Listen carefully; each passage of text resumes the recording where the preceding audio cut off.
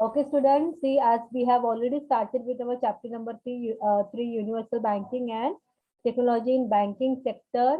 So we have seen the many part from this section, and we have to see now which are all the remaining one. I think हम लोगों का NEFT तक हो चुका था, and now today we have to start with the IMPS. What exactly the IMPS is? Then again we have to see about the ATM. Okay, अच्छा white label ATM कुछ मुझे भी नया पता चलेगा इसके थ्रू। और ये चैप्टर होने के बाद में then we are immediately starting with our this presentation. so all of you have to keep ready your presentation. After chapter number 3 I will start with the presentation. Okay students, you all will be ready? सब लोग तैयारी? Yes, ma'am. Yes, very good. Okay, chalo, let's start with the next point here. This is your IMPS. See, we all heard about the RTGS, NEFT, POS शायद तुम लोगों ने ज्यादा नहीं सुना रहेगा, but yes, RTGS and NEFT के बारे में you people have seen it many times. So this is also quite new one because even I have not seen many time like this word is being used like IMPS. तो अभी देखते हैं हम लोग कि क्या exactly IMPS होता है banking sector में. Okay, so introduction to IMPS. Immediate Payment Service. IMPS का full form है Immediate Payment Service is an instant real-time interbank electronic fund transfer system in India. So this is what actually real-time interbank electronic fund transfer system in India. मतलब यहाँ पे हम लोग मतलब inter bank में ही कैसे money transaction किया जा सकता है उसके बारे में। IMPS offer an interbank electronic fund transfer service through mobile phones. Unlike NEFT and RTGS, the service is available 24/7 throughout the year, including the bank holidays.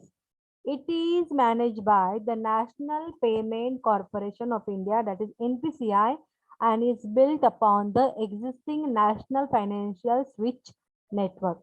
In 2010, the NPCI initially carried out a pilot for the mobile payment system with a 4-member bank, that is State Bank of India, Bank of India, Union Bank of India, and ICICI Bank, and expanded it to include Yes Bank, Axis Bank, and HDFC Bank later that year.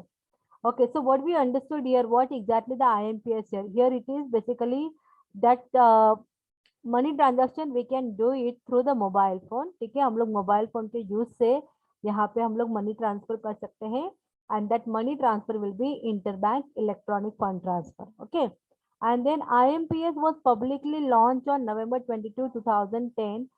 अभी working on IMPS कैसे होता है, हम लोग इसको थोड़ा zoom करके देखते हैं. How does the working of IMPS is basically happening?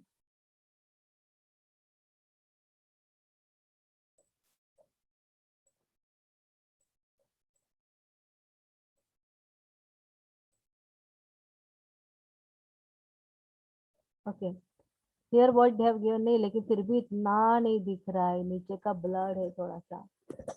Okay, just wait for a second, just wait.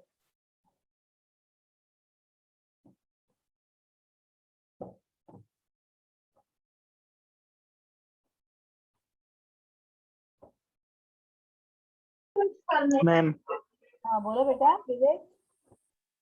Ma'am advertisement कभी होएगा प्रेजेंटेशन? एडवर्टाइजमेंट प्रेजेंटेशन मतलब प्रेजेंटेशन कभी होगा हम लोग?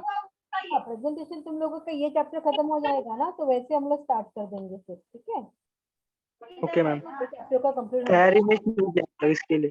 क्या क्या तैयारी शुरू नहीं किया अभी तक?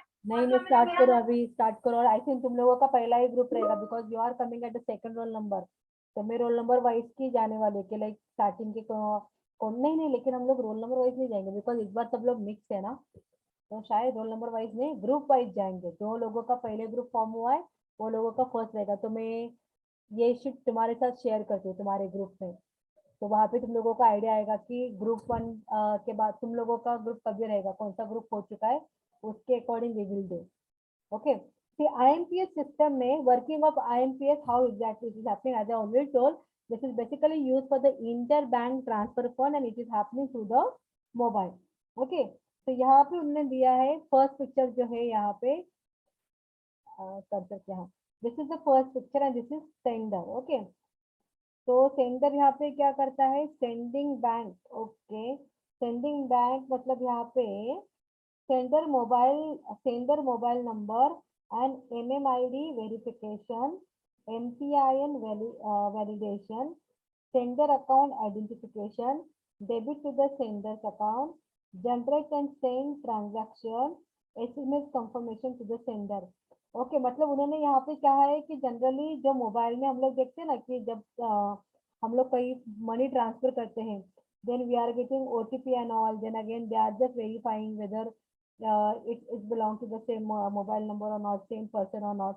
So that way they are sending us the message. ठीक है, तो यहाँ पे पहला जो है वो सेंडर है, सेंडर सेंडिंग बैंक को रिक्वेस्ट करेगा, उसके बाद में NPCI will going to happen. So this middle picture is about your NPCI.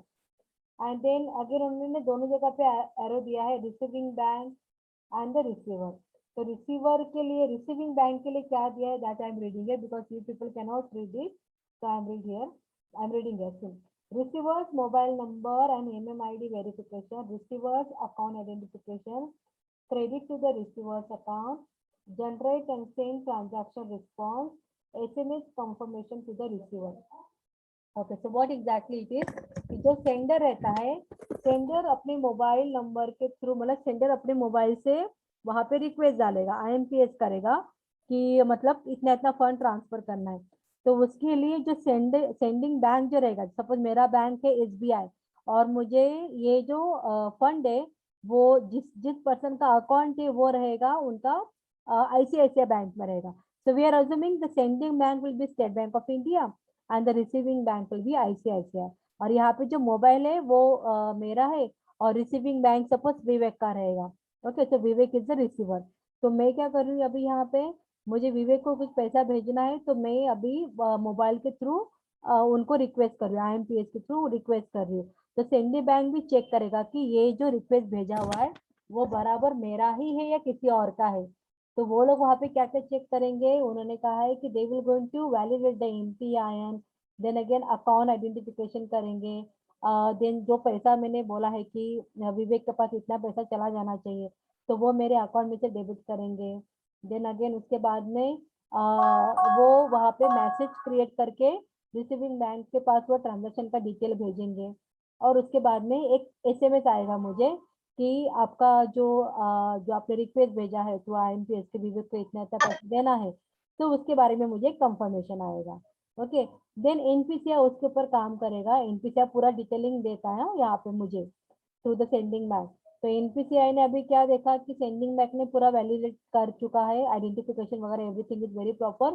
तो NPCI अभी क्या करेगा, रिसीविंग बैंक को भी वहां पे वो मैसेज डालेगा. तो रिसीविंग बैंक के थ्रू भी वो क्या चेक करेगा कि जो रिसीवर है वो बराबर उसका ही मोबाइल नंबर है या नहीं, उसका ही अकाउंट है या नहीं, मतलब जो मैंने भेजा हुआ है तो उसका एक्चुअल में ऐसा अकाउंट है या नहीं. जैसे कि मैंने विवेक को भेजा है तो विवेक का हमारे बैंक में अकाउंट है या नहीं, विवेक का अकाउंट का आइडेंटिफिकेशन रहेगा, विवेक का MMID वेरिफिकेशन रहेगा. देन अगेन जो मैंने पैसा, मेरे अकाउंट से जो पैसा डेबिट हुआ है वो विवेक के अकाउंट में क्रेडिट होगा. उसके बाद में एक रिस्पॉन्स वहां पे क्रिएट होगा और वो रिस्पॉन्स जो रहेगा वो SMS के फॉर्म में विवेक को जाएगा और वहां पे उसको वो इंडिकेट करेगा कि आपको इतना इतना पैसा मिला है ये पर्टिकुलर बैंक से ये अकाउंट के थ्रू करके. तो दैट वे मतलब हम लोग कह सकते हैं ना, हम लोग को जैसे SMS आता है हमेशा, इवन आप लोग ATM से भी पैसे निकालते हो तो जो भी तुम्हें मैसेजेस आता है कि इतना इतना पैसा है. और कभी कभार तो आजकल तो नया सिस्टम निकला हुआ है कि बैंक अगर आप पैसा निकालोगे तो आपको एक मैसेज भेजता है इमिडिएटली और वहां पे वो रिस्पॉन्स भी पूछता है आप लोगों से यस और नो में कि ये जो ट्रांजैक्शन हुआ है ये आपने ही किया है या नहीं, ये करके whatever statement we have given to you. जैसे मैंने कहा कि whatever transaction we are doing तो उसका रिस्पॉन्स रिसीवर एंड सेंडर के पास जाता है. तो whether it is really belongs to you और नॉट, तो आपको आपका भी कंफर्मेशन वो डिमांड करता है. तो वहां पे यस और नो करके रिस्पॉन्स में रहता है. तो हाँ आपको पता है कि हाँ ये ट्रांजैक्शन मैंने किया है तो यस करके.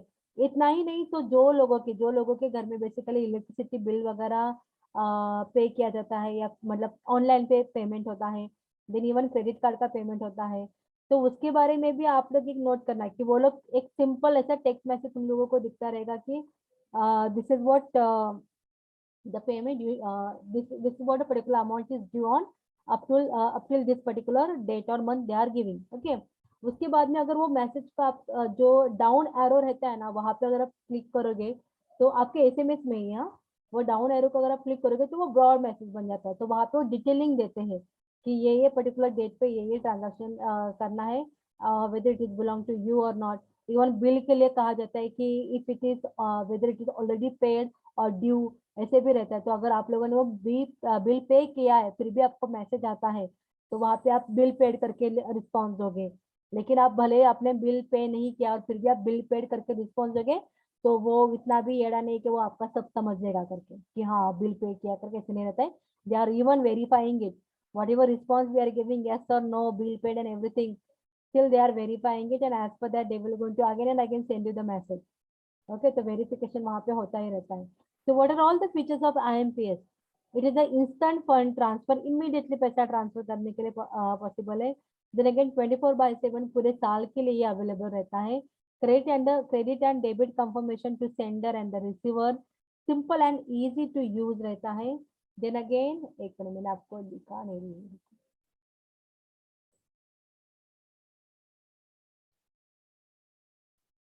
हाँ, this one here. It is very simple and easy to use, fast, inexpensive, safe and secure and accessible. ठीक है, तो जनरली बहुत ज्यादा कन्वीनियंट रहता है आपके लिए because you people are quite use to of using mobile phone. And अगर आप बैंकिंग में भी इंटरेस्टेड हो तो उसके थ्रू आपको ये मोबाइल फोन से कुछ भी ट्रांजैक्शन करना वगैरह इजी हो जाता है। तो IMPS it is basically for the full form of this is immediate payment service. Immediately आपको किसी को पेमेंट करना है so that you can do it through the mobile phone, और उसको कहा जाता है IMPS. Now we will going to see the brown label ATM. Yes, we all know like what is ATM here. लेकिन what is brown? Why they have given the brown label ATM, that we have to see.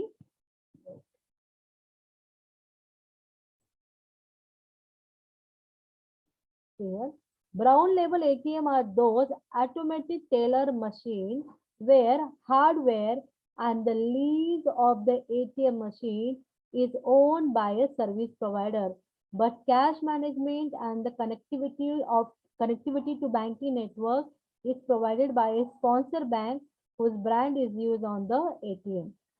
ऐसा नहीं रहता कि वो मतलब particular ATM SBI का है तो वहां पे एसबीआई के ही अकाउंट होल्डर का पैसा निकलेगा, ऐसे नहीं रहता। यू माइट हैव सीन कि भले एटीएम सेंटर किसी का भी हो लेकिन आप अगर वहां से पैसा निकालते हो तो इट हैज बीन अलाउड। लेकिन आप लोग मुझे बताओ स्टूडेंट, इसमें वो पर्टिकुलर बैंक का क्या फायदा? जैसे कि अगर एसबीआई ने वो एटीएम सेंटर ओपन किया है लेकिन आपका अकाउंट एक्सिस बैंक में है, आपके पास एक्सिस बैंक का डेबिट कार्ड है, तो आपके लिए मतलब वो एसबीआई के लिए क्या बेनिफिट है अगर एक्सिस बैंक वाले पैसा निकाल के लेके जा रहे हैं तो? Can anyone tell me what is your point of view? क्या लगता है आप लोगों को कि क्या बेनिफिट होता है अगर आप लोग किसी और बैंक के मशीन एटीएम सेंटर से पैसा निकालते हैं तो? तभी निकाला रहेगा ना तुम लोगों ने एटीएम से पैसा, यस और नो? यस।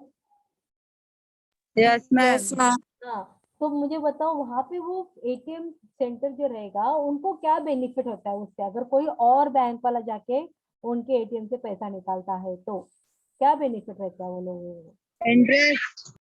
क्या रहता है? Interest. Interest, yes we can say interest और we can say they are charging certain fee. अगर मेरा अकाउंट मतलब मैं अगर एटीएम सेंटर से पैसा निकाल रही हूँ एसबीआई के लेकिन मेरा जो कार्ड है वो एक्सिस बैंक का है तो वहां पे क्या रहेगा, मेरे लिए ज्यादा फी चार्ज होगा compare with the people who is having SBI ATM card. ठीक है, ये रहता है मतलब वहां पे जो फी चार्ज किए जाते हैं वो वहां पे ज्यादा रहती है। तो this what the benefit they are getting. और उसके अलावा और एक बेनिफिट क्या होता है, उनका अपने बैंक का प्रमोशन भी होता है। जितना अच्छा एटीएम सेंटर रहेगा, आप देखो अपने एरिया में भी बहुत जगह पे अलग बैंक के एटीएम सेंटर रहते हैं लेकिन एक ये रहता है कि कोई एक एटीएम सेंटर में कभी भी पैसा रहता ही नहीं है, हमेशा लाइक आउट ऑफ सर्विस करके लिख के आता है। लेकिन कोई एक बैंक में जब भी जाओ तो आपको पैसा मिलेगा ही मिलेगा, वो मशीनरी में कोई गड़बड़ नहीं रहता। तो अल्टीमेटली आपके दिमाग में क्या आता है कि नहीं यार ये वाला बैंक बहुत अच्छा है कि ये हमेशा बराबर सर्विस देता है, ये दूसरा वाला बैंक में तो हमेशा आउट ऑफ सर्विस ही रहता है। So you will not going to get motivate to, like what we can say, to open an account or to have some kind of a positivity about that particular bank कि वो उसका ATM settle हमेशा बंद रहता है करके. Okay, तो यहाँ पे क्या होता है कि one kind of publicity promotion that gets possible when we are providing such kind of a services है. तो एक तो होता है कि इसके वजह से हमारे बैंक का प्रमोशन होता है. Okay, so brown label ATMs are those automated teller machine where hardware and the lease of the ATM machine is owned by a service provider, but cash management and connectivity to banking network is provided by a sponsor bank whose brand is used on the ATM. The brown label has come up as an alternative between bank-owned ATMs and white label ATMs. As in India, white label ATMs were not allowed by the RBI. Okay, and that was decided in February 2012. RBI has issued the draft guidelines for introduction of white ATM, but final approval has yet to come. The concept of brown label ATM started picking up. Now, status of brown label ATM in India. In view of the high cost of ATM machine and the RBI's guideline for expansion of ATM, the concept of brown label ATM network is likely to expand at the BRICS pace in next few years. In the recent year, there is visible shift in the way banks look at the ATM business. From the earlier model where banks used to buy outright the ATM machine and bear the cost of service, they are now preferring brown label ATM. That is where the machine and the service is outsourced. Okay. There are indications that as many as 50%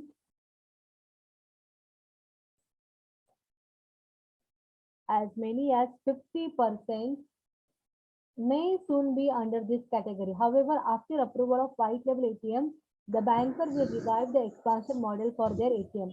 See, what is white label ATM? That we have to see here. But अभी तक क्या समझ में आया यहाँ पे? Brown label ATM मतलब क्या होता है कि जो ATM आउटसोर्स किया जाता है, okay, to a third party. मतलब क्या होता है यहाँ पे कि हम लोग उसको आउटसोर्स करेंगे, ये उसका जो भी काम रहेगा वो पर्टिकुलर बैंक नहीं करेगा, तो कोई बाहर का वो ATM सेंटर वहां पे क्रिएट करेगा. ओके, मतलब देखो आप लोग एक चीज को ध्यान में देख सकते हो कि यहाँ पे ATM का काम भी आउटसोर्सिंग किया जाता है. मतलब अपने खुद के बैंक को वो टेंशन ही नहीं कि ATM सेंटर क्रिएट करना है करके. ATM के लिए कोई आएगा और वो बैंक को रिक्वेस्ट करेगा कि हम आपके बैंक के लिए ATM सेंटर ओपन करके देते हैं करके, और उसका पूरा जो भी मेंटेनेंस है that we will going to bear it up. So that way we can say, when the banks are outsourcing the ATM operation to a third party, it is called as your brown label ATM. Okay, so मतलब यहाँ पे एकदम simple way में अगर आपको बोलना है कि what is brown label ATM, then there you have to say that the bank will not going to open an ATM. Here basically another person will going to ask the bank to open their bank's ATM, और उसके लिए खर्चा भी वो third party ही करता है. तो this is called brown label ATM. और ये क्यों कन्वीनियंट है? बिकॉज वो खुद का जो बैंक रहेगा उनको कोई उसके ऊपर खर्चा करने की जरूरत नहीं है, उसके मेंटेनेंस के ऊपर सबके ऊपर कोई खर्चा करने की जरूरत नहीं है. तो therefore it is considered as very cheap in cost. Okay, now the next one we will go to see here what exactly the white label ATM. See, definition and meaning of white label ATM. White label ATM or white label automated teller machine or white label ATMs in India will be owned and operated by the non-bank entities. Okay, ये non-bank entities handle करेंगे white label वाला. From such white label ATM, customer from any bank will be able to withdraw money but will need to pay a fee for the services. This white label automated teller machine will not display logo of any particular bank and are likely to be located in non-traditional places. Okay, मतलब उन्होंने कहा है कि ये ऐसे ATM रहेगी कि जो किसी पर्टिकुलर बैंक के बारे में नहीं बताएंगे कि ये पर्टिकुलर बैंक का है ये वाला ATM, ऐसा नहीं रहेगा. वो सबके लिए रहेगा. उन्होंने कहा है कि वो सबके लिए वो अवेलेबल रहेगा, लेकिन प्रमोशन नहीं कि हाँ ये यही इसी बैंक का ATM है. This way they will not going to promote here. ठीक है, लेकिन अगर आप ऐसे ATM से पैसा निकालोगे तो आपको वहां पे फी देना पड़ेगा। ठीक है, तो यहाँ पे डिसएडवांटेज क्या है कि अगर majority are the SBI account holder, okay, तो अगर आप अपने ही बैंक में के एटीएम से जाके निकालोगे पैसा तो there will not be any fee. लेकिन आप व्हाइट लेबल एटीएम से पैसा निकालोगे जो किसी भी बैंक का नहीं है, तो वहां पे आपको हर विड्रॉ के जगह पे थोड़ा बहुत फी तो वहां पे उनको देना पड़ेगा। That is your white label ATM. तो इसका ऑब्जेक्टिव क्या है, why they want to come out with this kind of a white label ATMs in India? In India, only banks are allowed to set up ATMs. Although between 2008 to 2011, there has been 30% growth in number of ATMs, and by the beginning of 2012, we have about 87,000 ATMs in India. Yet the penetration of ATMs in Tier 3 and Tier 4 cities have been low, and downtime of such ATMs have been high. Thus, RBI is feeling that there is a need to expand ATM network, which can be done. एक minute सुनो।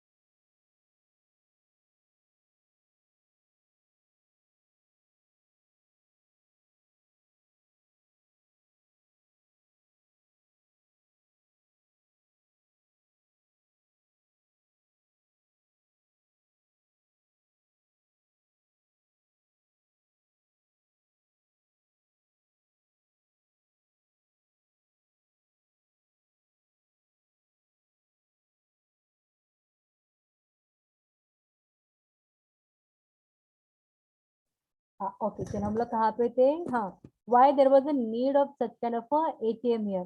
हाँ, मतलब उन्होंने कहा कि पहले मतलब ATM centre open करने का जो परमिशन था that was basically given to the banks only. लेकिन उन्होंने कहा है कि उसका ग्रोथ जो था वो इतना कुछ ज्यादा नहीं था। सो टू स्टार्ट विथ, मतलब जैसे कि जिस वे से अपना कंट्री डेवलप कर रहा है, जो सिटीज डेवलपमेंट में है, तो उस डेवलपमेंट के लेवल के according we need to have what we can say easy banking facility अगर रहता है तो वहाँ पे ज्यादा ग्रो करने के लिए हेल्पफुल रहता है। सो therefore they decided कि it is not possible for one of the bank only to start or to open their ATM center. So that can be that chance can be given to the non-banking institution also, and they can open the ATM, and through that they can give that kind of a financial service or the banking service or give the fund to the public. Okay, तो ये उनका purpose है कि बस हमें easily ये सब चीजें जो अवेलेबल करवा के देनी है। अगर आप लोग कभी नोट करोगे कि जब हम कोई घर खरीदने जाते हैं उस टाइम पे भी ये देखा जाता है कि वहाँ पे बैंक नजदीक है या नहीं, एटीएम सेंटर नजदीक है या नहीं। So this are all very basic amenities nowadays. Everybody are looking for such kind of facility कि नहीं, ये अपने घर के नियर बाय होगा तो ज्यादा बेटर रहेगा।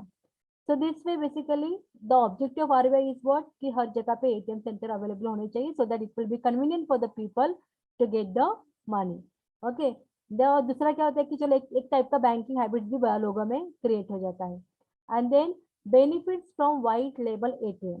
अब इससे क्या बेनिफिट होता है?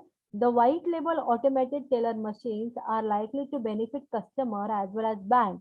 White with the expansion of ATM network, customer will be able to withdraw funds at more location, which will be convenient and located near to their home or place of work. Banks too support introduction of white label ATMs as a machine are likely to reduce pre-transaction costs for them and will be free from the problem relating to maintaining and running such a payment channel. Okay. तो उन्होंने क्या कहा है कि एक तो लोगों को न बहुत कन्वीनियंट होता है अगर ऐसे हम लोग एटीएम सेंटर ओपन करते हैं to withdraw the fund from such kind of a ATM which is quite nearby to your home and all. So it is always very convenient for the customer. दूसरी और बात क्या है कि अभी ये बैंक के ऊपर प्रेशराइज नहीं होता है कि उनको अपना कोई एटीएम सेंटर वहां पे ओपन करना है, उनका कॉस्ट बेयर करना है। तो ऐसा रहता है ना कि अगर भले हम लोग एटीएम जैसे ब्राउन लेवल एटीएम के बारे में हम लोग बात करेंगे, तो दो इट हैज बीन स्पॉन्सर्ड, मतलब वो बैंक खर्चा नहीं करता है, लेकिन किसी और कोई और लोग उसके लिए थर्ड पार्टी उस बैंक के लिए वो एटीएम ओपन करके देता है, लेकिन वहां पे प्रमोशन तो वो बैंक का होता है। लेकिन अगर ये आउटसोर्सिंग पर्सन उसको ठीक से मेंटेन नहीं कर पाए तो वहां पे बैंक का पब्लिसिटी भी खराब हो जाता है। Okay, so therefore white label is quite safer side because they will not going to sponsor any of the bank, they will not going to give publicity to any of the bank। जिनको पैसा निकालना है वो लोग पैसा निकाल सकते हैं, वो कौन से भी बैंक से रहे, लेकिन हर एक को फ्री चार्ज किया जाएगा। तो यहाँ पे ना किसी बैंक को टेंशन रहेगा कि नहीं हमारे एटीएम सेंटर क्या काम कर रहा है, सारे कस्टमर आके हमें कंप्लेंट किए जा रहे हैं करके। So that it will not going to happen. Okay, now the next one here, problems are likely to be faced by bankers and the customer. Bankers are already sounding cautions about the pitfalls of white label ATM. The first and the foremost concern for customer will be the inconvenience they may feel in case of failed transaction of on white label ATM. In such cases, the dispute resolution mechanism will involve three entities. क्या क्या रहता है देखो, the WLA operator, then the sponsor bank of the operator and the customer's bank. WLA operator being non-bank entities are running purely on the profit basis may take longer time or avoid payment on account of failed transaction.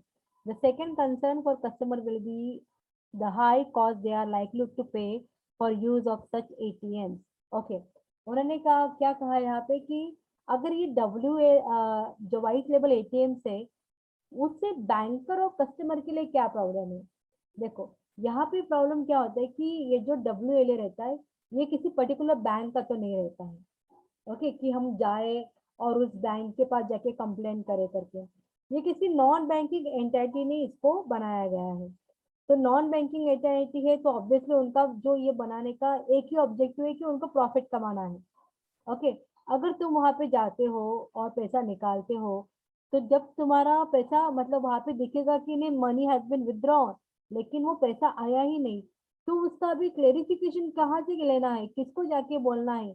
तो सबसे पहला कौन रहेगा यहाँ पे कि जिसने ये WTO मतलब WLA मतलब जिन्होंने ये व्हाइट लेवल एटीएम यहाँ पे ये पर्टिकुलर लोकेशन पे बनाया है, मुझे वो ऑपरेटर से पहले बात करनी पड़ेगी। तो मुझे वो ढूंढना पड़ेगा who is the operator of that WLA।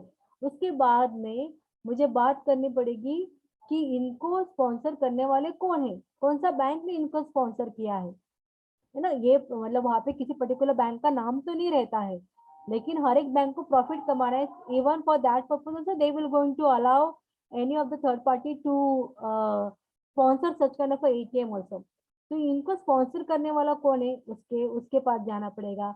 And the last thing will be what, जो जिस अकाउंट में से आपका पैसा गया है तो वो अकाउंट किस बैंक का, आप उससे जाके बोलोगे कि ऐसा हुआ है करके मेरे साथ कि मैंने पैसा निकाला नहीं फिर भी यहाँ पे दिखा रहा है कि वो मैंने डेबिट किया हुआ है करके। Are you getting me? So this way it will be very lengthy procedure and the time costing. And one more thing is what, like as I already said, when we are using the white label ATM, तो हम लोग को वहाँ पे हर एक withdraw के ऊपर fee charge लगती है, तो ये थोड़ा बहुत हमारे लिए खर्चीला भी हो जाता है as a customer. Okay, so this is what your white label ATM। अभी इनका डिफरेंसेस देखते हैं हम लोग, डिफरेंसेस पढ़ोगे तो ज्यादा अच्छे से समझ में आ जाएगा। What is white LA and what is white label ATM and what is brown label ATM.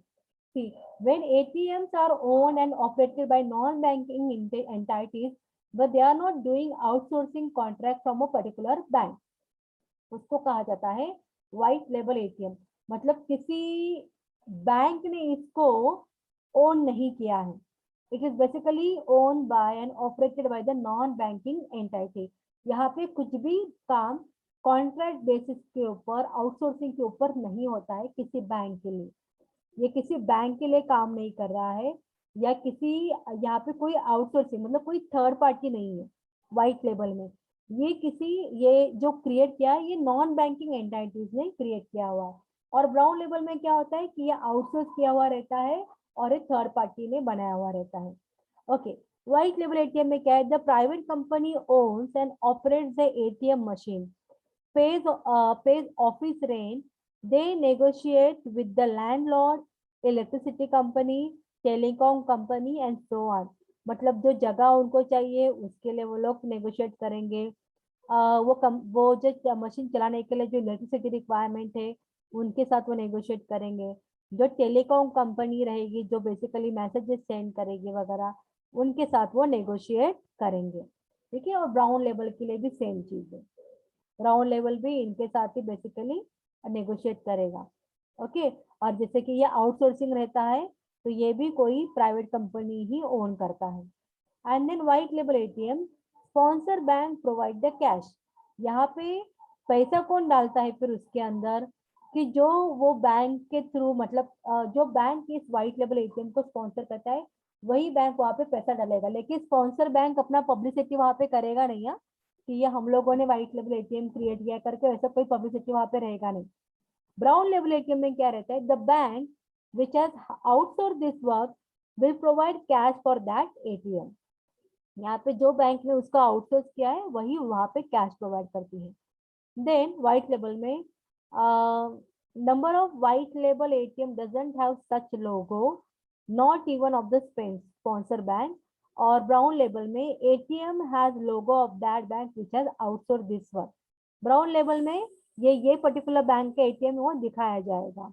उसके बाद में व्हाइट लेबल में they have to compulsory open a few ATMs in tier 3 to tier 6 areas। Okay, what is tier 3 and tier 6?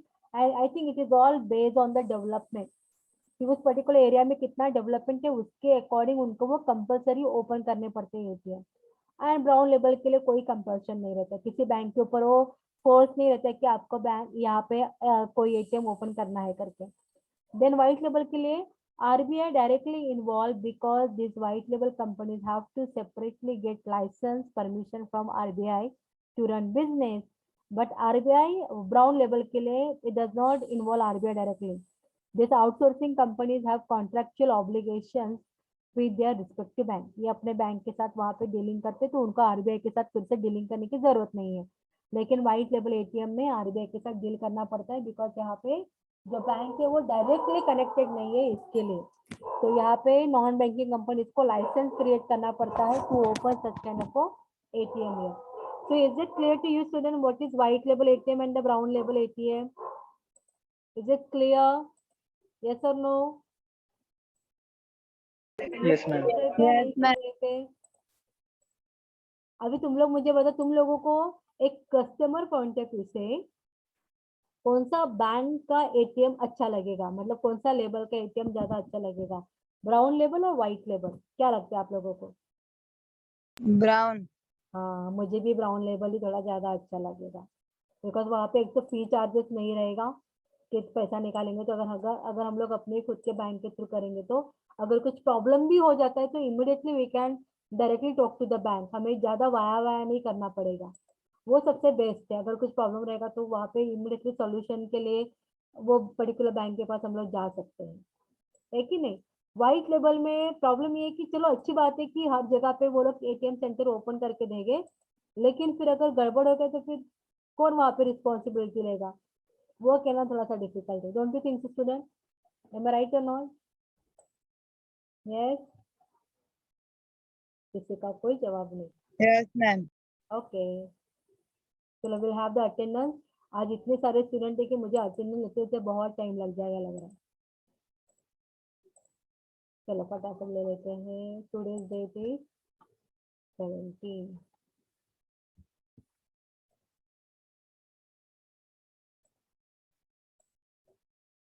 सबने roll number लिखे है ना? 1 to 10 में I can see 2 2 6 7 8 9। Okay, 7 हाँ 2 6 7 8 9 बराबर है ना, इसमें से इतने ही है। देन मुझे फिर बाद में दिख रहा है 22। फातिब अहमद 22। अमित ने नंबर नहीं लिखा अभी, तो अमित का आई थिंक 30 रहेगा। यस, अमित का 30 है। उसके बाद में 31 मनीषा का है, 32 मरियम दी का है, and then 42, 47, 42, then 47, and then 50, 51, 54. सबका हो गया स्टूडेंट अटेंडेंस? यस, चला एंड द लेक्चर।